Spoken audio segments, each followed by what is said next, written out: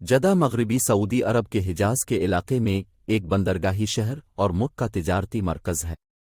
یہ معلوم نہیں ہے کہ جدہ کی بنیاد کب رکھی گئی تھی، لیکن جدہ کی اہمیت 647 میں اس وقت بڑھی جب خلیفہ عثمان نے اسے ایک ٹریول ہب بنا دیا جس میں مسلمان مسافروں کو مکہ شہر کی زیارت کے لیے جاتے تھے۔ اس وقت سے جدہ ان لاکھوں عازمین کے لیے گیٹ وے کا کام کرتا رہا ہے جو روایتی طور پر سمندری اور حال ہی میں ہوائی راستے سے سعودی عرب پہنچے۔ 2021 تک تقریباً 46,97,000 افراد کی آبادی کے ساتھ جدہ صوبہ مکہ کا سب سے بڑا شہر، حجاز کا سب سے بڑا شہر، سعودی عرب کا دوسرا بڑا شہر اور مشرق وسطی کا نواں بڑا شہر۔ یہ OIC کے انتظامی مرکز کے طور پر بھی کام کرتا ہے۔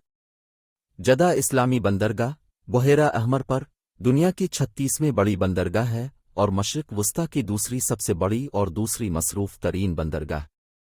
جدہ مکہ کا پرنسپل گیٹ وے ہے جو اسلام کا سب سے بلند شہر ہے، مشرق میں 65 کلومیٹر کے فاصلے پر ہے، جبکہ مدینہ دوسرا مقدس ترین شہر شمال میں 360 کلومیٹر کے فاصلے پر ہے۔ جدہ کی کم از کم 2 تشبیہات ہیں۔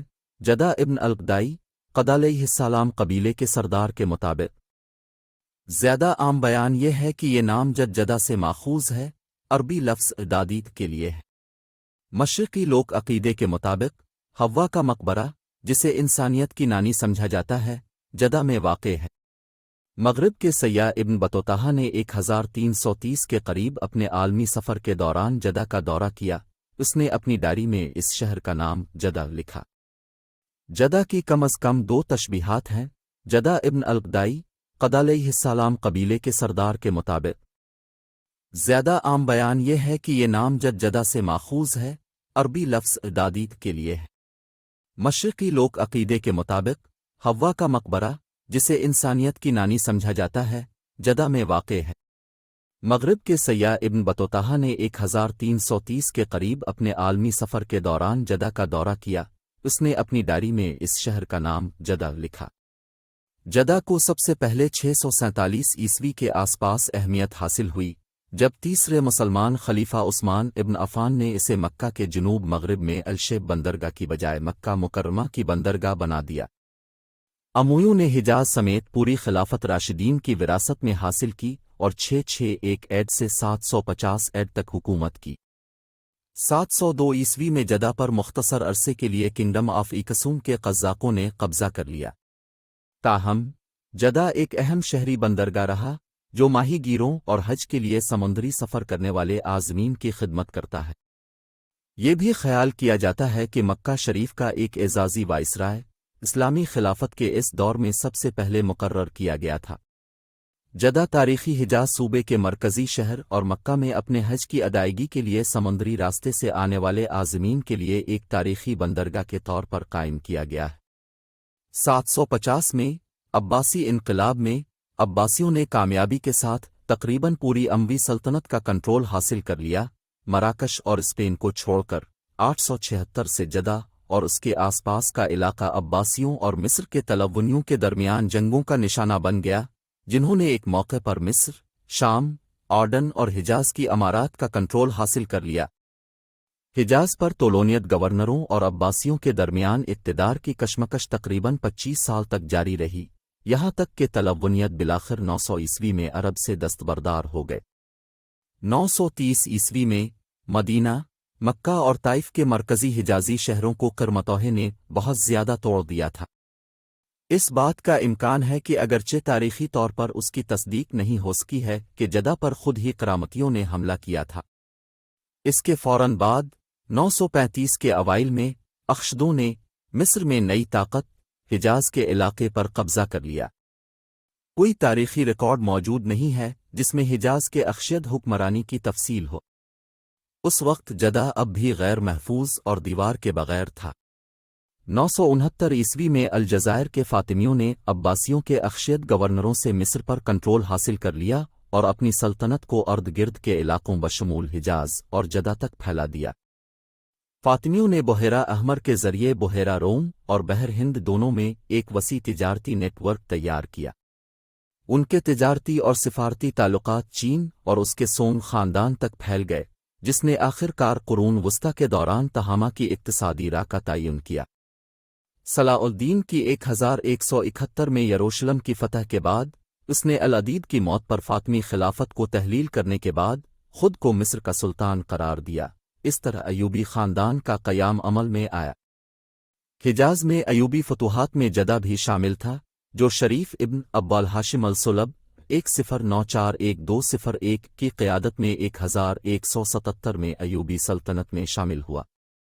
اپنے نسبتاً قلیل مدت کے دوران ایوبیوں نے اپنی حکومت کی سرزمینوں میں معاشی خوشحالی کے دور کا آغاز کیا، اور ایوبیوں کی طرف سے فراہم کردہ سہولیات اور سرپرستی نے اسلامی دنیا میں فکری سرگرمیوں کو دوبارہ شروع کیا۔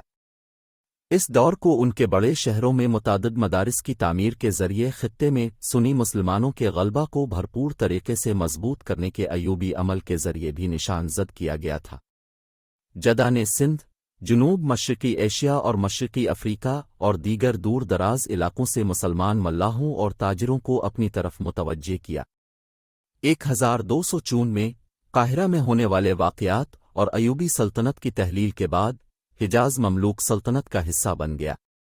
پرتگالی ایکسپلورر واسکو ڈی گاما نے کیپ کے گرد اپنا راستہ تلاش کرنے اور 1497 میں زنجبار کے ساحل سے پائلٹ حاصل کرنے کے بعد بحر ہند کے پار مالابار اور کالیکٹ کے ساحلوں تک اپنا راستہ دھکیل دیا۔ ان بیڑوں پر حملہ کیا جو مال بردار اور مسلمان زائرین کو لے کر جاتے تھے۔ ہندوستان نے بحیرہ احمر تک اور آس پاس کے طاقتوروں میں دہشت گردی کا نشانہ بنایا۔ گجرات اور یمن کے شہزادے مصر کی طرف مدد کے لیے نکلے۔ سلطان الاشرف قنصوہ الغوری نے اس کے مطابق جدہ کے گورنر کے ماتحت 50 بحری جہازوں کا ایک بیڑا تیار کیا۔ حسین کرد جدہ کو جلد ہی ایک دیوار کے ساتھ مضبوط کر دیا گیا۔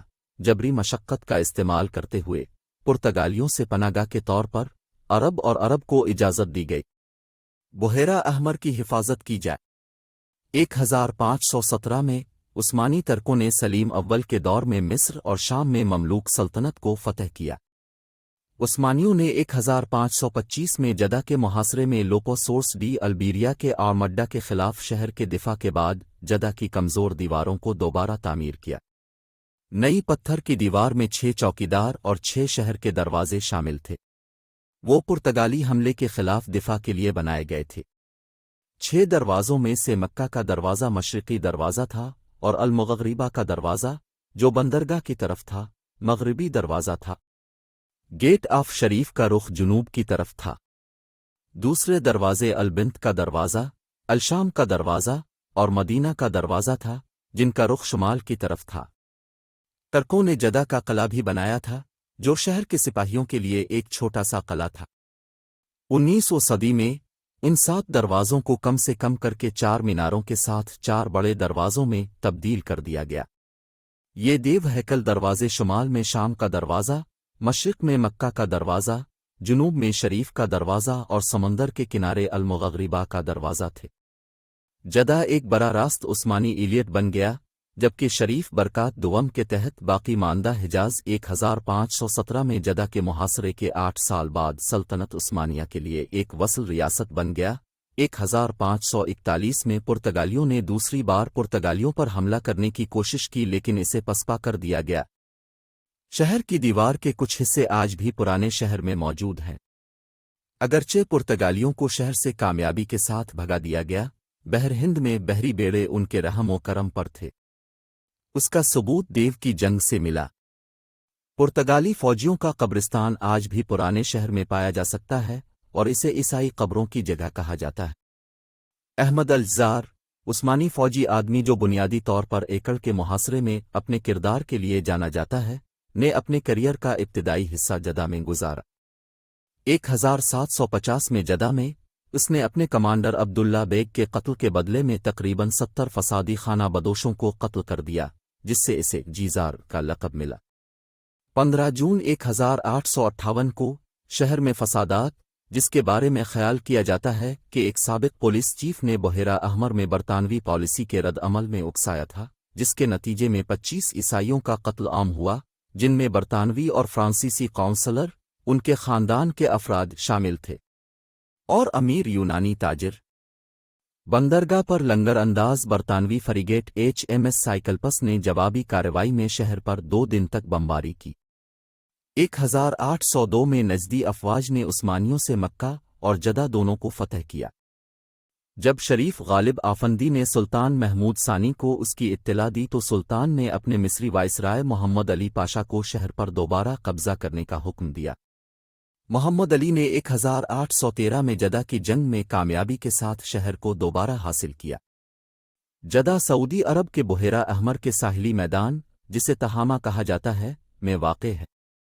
جدہ حجازی تہامہ تیم الحجاز کے علاقے میں واقع ہے، جو حجاز کے نچلے پہاڑوں میں ہے۔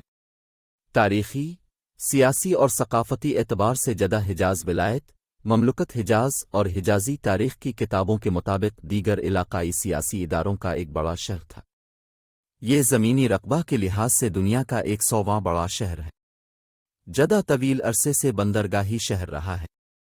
مکہ کے لیے بندرگاہی شہر نامزد کیے جانے سے پہلے بھی جدہ اس خطے کا تجارتی مرکز تھا۔ 19ویں صدی میں موتی کی ماں، کچھوے کے خول، لوبان اور مسالے جیسی اشیاء شہر سے معمول کے مطابق برآمد کی جاتی تھیں۔ اس کے علاوہ شہر میں بہت سی درآمدات سوئز، افریقہ یا یورپ کے لیے مزید نقل و حمل کے لیے مقدر تھیں۔ جدہ سے گزرنے والا بہت سا سامان شہر عرب میں بھی نہیں مل سکا۔